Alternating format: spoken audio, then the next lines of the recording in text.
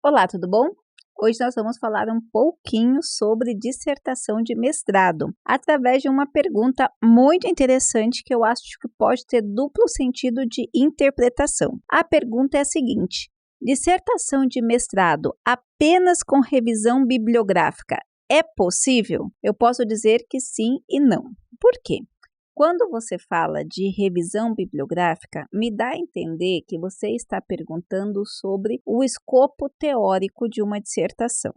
Ou seja, eu posso, através da revisão de literaturas, fazer uma construção de uma discussão filosófica, o que, para quem não entende, vai pensar que é uma revisão bibliográfica.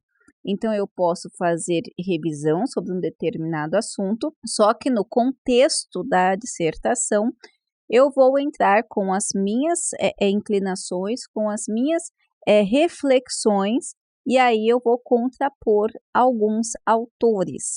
Esse tipo de revisão, de dissertação teórica, então, dissertação realizada com base teórica, através da discussão, da reflexão, da contraposição e até da própria hermenêutica, será a base de muitas dissertações.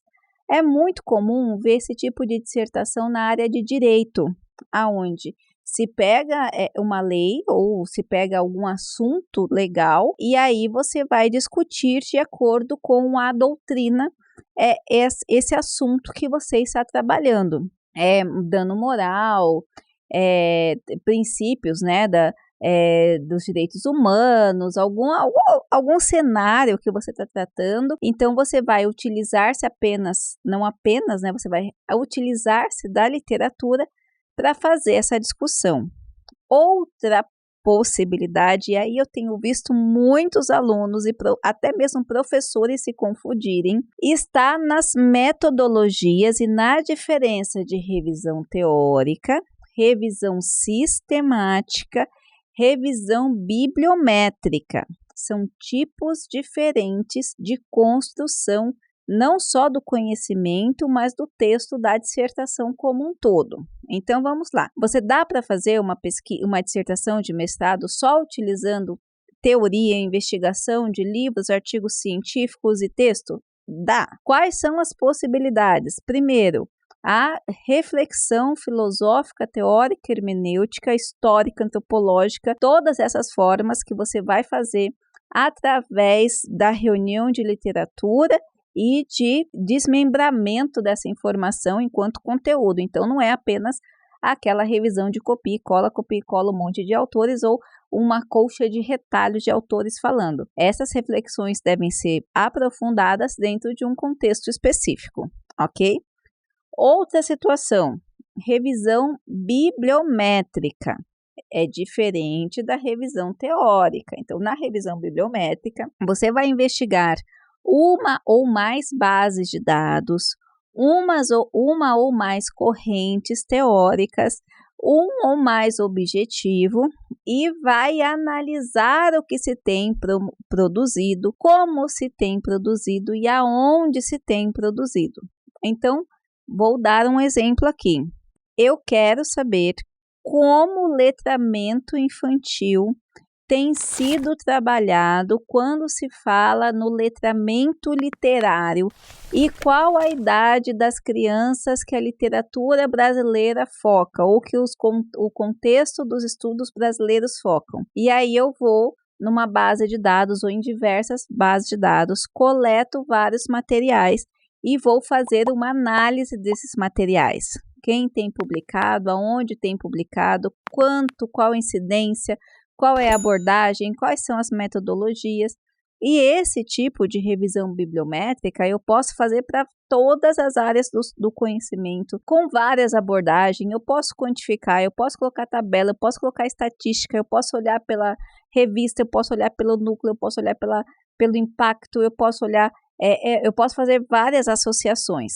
Mas, nesse caso, eu vou estar revisando a quantificação, né, desses materiais e analisando o que esses materiais trazem de acordo com o meu objetivo. Então, ainda será tratado apenas nesse contexto digital, reflexivo e analítico, uma palavra boa, analítico, uma metodologia analítica, às vezes crítica, mas você não vai investigar campo, investigar gente, fazer questionário, nada disso, e muito menos passar por comitê de ética. Nesse tipo de pesquisa não precisa. Outro formato é a revisão sistemática.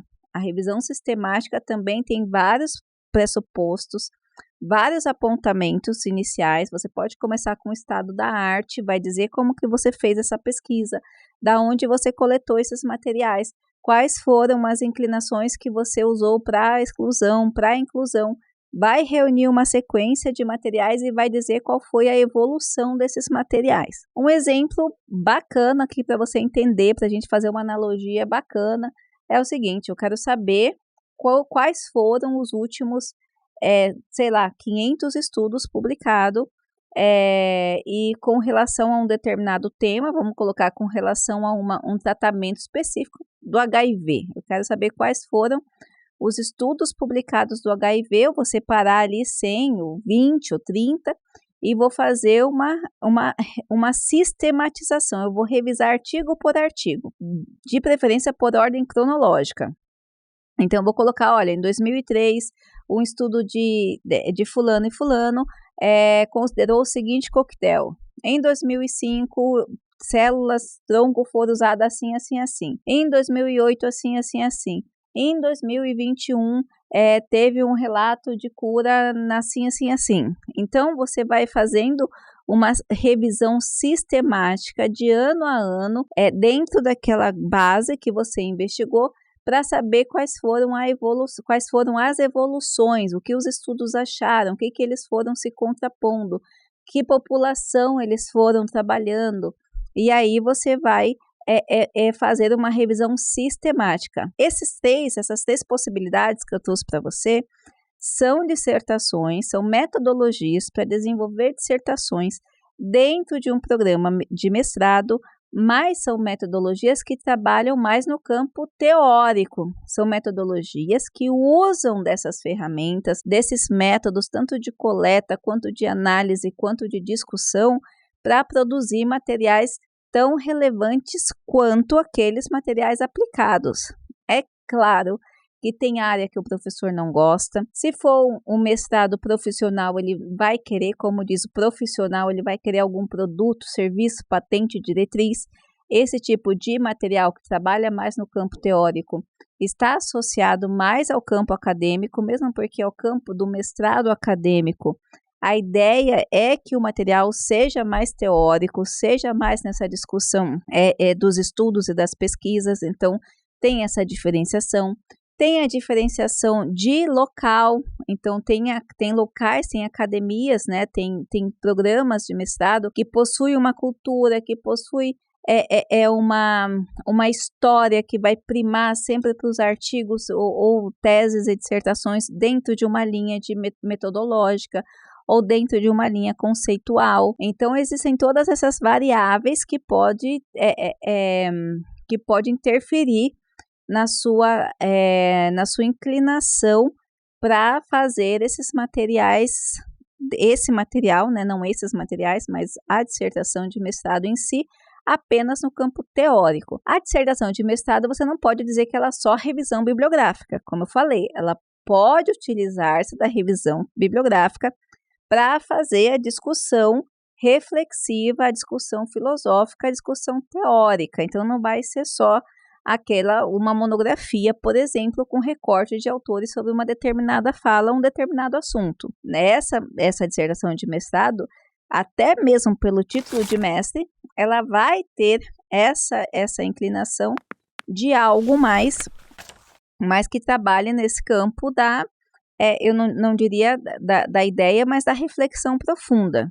As variáveis, se você pode ou não fazer, vai depender do seu orientador, do prazo que você tem, do seu estabelecimento de metas, de possibilidades, né? Tem muitas pesquisas que nesse período que nós vivenciamos pandêmico, elas foram transformadas, então elas seriam aplicadas e agora não. Muitos pesquisadores acabam preferindo essas pesquisas no campo teórico e até mesmo documental por causa do comitê de ética. Falou com seres humanos, interferiu, fez pesquisa, mandou questionário, laboratório, experimental, você vai precisar passar no comitê de ética e ainda tomar cuidado com a LGPD. Inclusive, eu tenho um livro que nós fizemos sobre esse assunto. Eu aconselho vocês darem uma olhadinha se essa é a sua intenção de trabalhar nesse campo aplicado. Agora, é claro, tem metodologia de pesquisação, metodologia de criação de sistema, software, processos, enfim, a gente tem no mundo acadêmico aí muitas e muitas e muitas centenas, se não milhares de formas de desenvolver um material científico que obedecem todas as regras, tá certo? Eu espero ter ajudado. Não se esqueça de deixar seu comentário, como você pode ver, é muito importante para a gente, até que para a gente possa fazer pautas que interessem e auxiliem nas necessidades de vocês. Um grande abraço e até a próxima!